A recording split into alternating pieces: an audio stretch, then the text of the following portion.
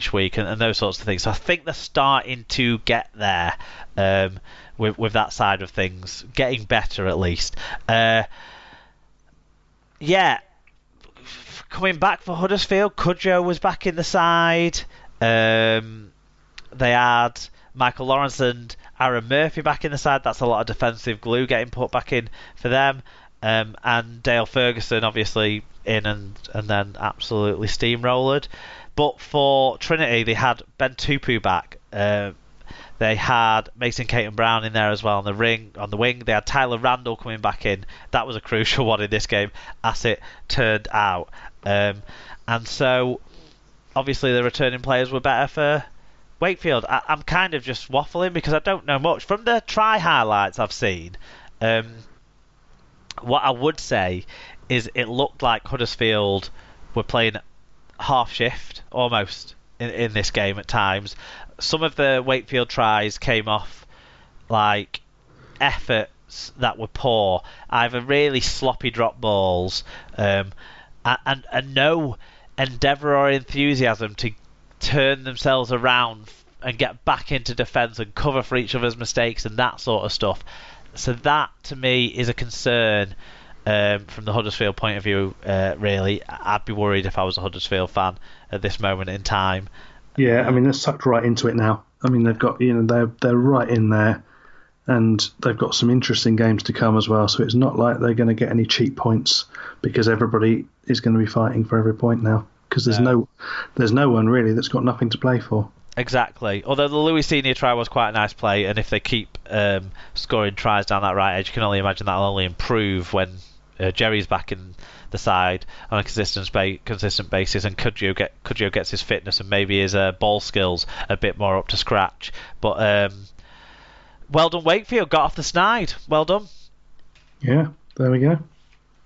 That's as much as we know about that game. Do you want to tell us about the TV game on Friday night then? If Thursday night's TV game was an absolute cracker, this one was another one in terms of speed and intensity of performance, wasn't it? 70 minutes of intrigue, 10 minutes of absolute blistering thunder and mayhem.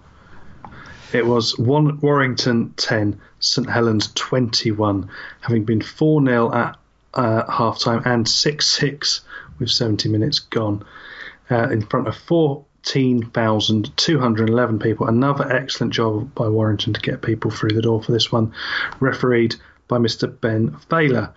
In terms of the statistics, Saints were convincingly the better side. 302 more metres, 4 clean breaks, 3 fewer penalties conceded, and 3.6% better team tackle success.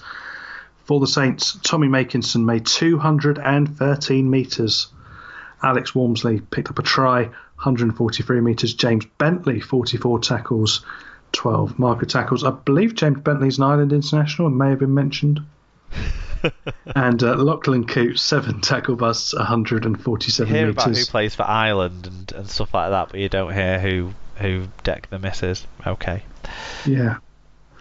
In terms of the losing Warrington side, Darryl Clark, 53 tackles made by him. Jake Mumu, 1 try, 7 tackle busts, 200 metres, 2 clean breaks, and we should probably throw in here 2 catastrophic try-losing errors. Josh Charnley, 121 metres, and Chris Hill, 116 metres. Lots of fan views on this one. Yes, we start with the Frog. Nice to hear from Wally Frogmore. He said, that result was never in doubt. I bet why I regret going up in 2s now. The chinless one remains a winless one against us again. Up the Saints. He's really trying to hide the fact that he's got no chin now with his beard, though, isn't he? Yeah, Carsten said, great. Carsten was not first to this one. Just he said, get your act together. He said, great game, but maybe the Wire should have taken their opportunities in the first half instead of the goals. The singing was okay, and the pass for Percival was very flat. I think it's not their year. Owen Hughes says, Rugby League wins. What a great night of entertainment. Deserved win for Saints in the end, I think. Looking forward to hearing the stats on SLP to see if they back Saints up for the win. Well, yeah. Yeah. Yeah, if not more convincingly than the scoreboard. Yeah. At Mike Dodd 22 said the Wire led by a touchdown until the start of the fourth quarter when quarterback Theo Farch took the snap, moved out of the pocket and threw the perfect spiral into the end zone for Percival to tie the game at sixes.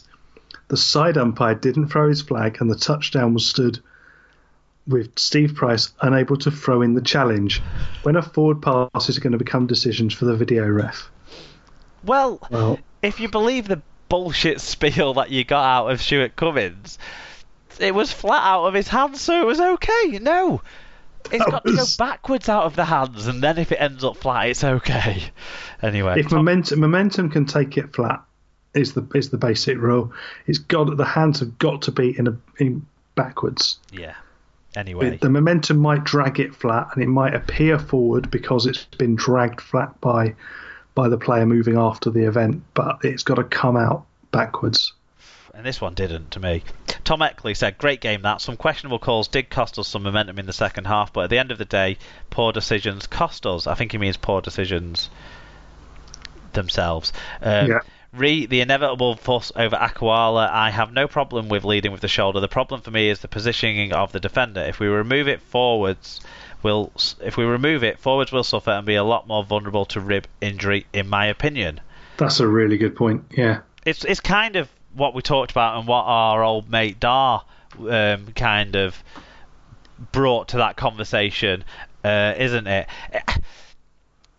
So this is the Aaron Smith incident, isn't it? Right. Quite early on in the game. Very early on, that took up a lot of time while they were sorting him out, and I believe indications are he's not as seriously injured as it looked like he might have been, which is good news. Yeah, which has kind of been the inevitable outcome of all of these, the Philbin one at Magic Weekend and all of the Akwala ones.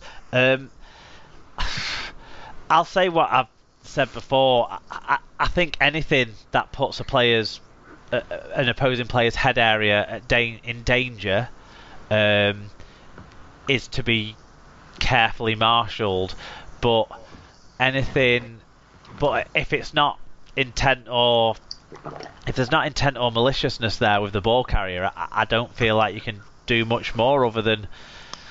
I'm going to sound like Alan here. There's got to be responsibility to your fellow professionals on either side, hasn't there? There's got to be responsibility from the tackler to make sure that they're doing things safely, and there's also got to be responsible from the tackled player to make sure that they're not doing anything either to gain an advantage or to hurt the opponent. They've got to there's responsibility on both sides. And I think if he was carrying the ball with maybe his elbow promoted above the shoulder, then it's almost like he's looking for the opposing player's head.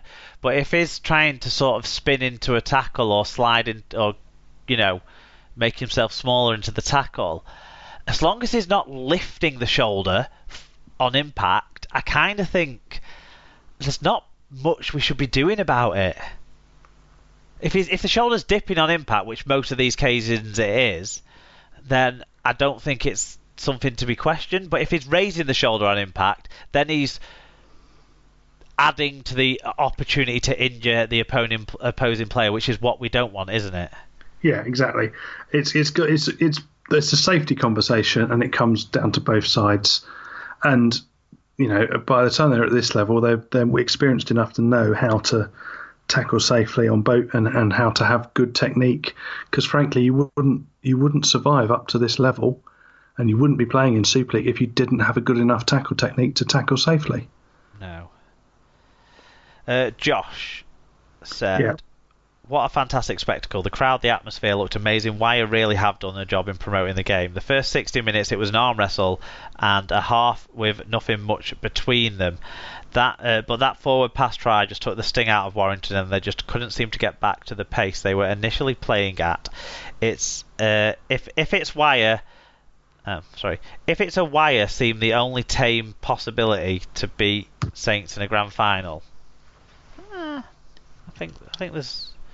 We don't know until we get there, do we, with Saints, to be honest? But, yeah. Yeah, I mean, they'd have to get through a semi-final first. Lee Whitnell said, despite all their obvious qualities, we had the measure of Saints until the forward pass try. After it, they were able to grab the drop goal and force us to chase the game.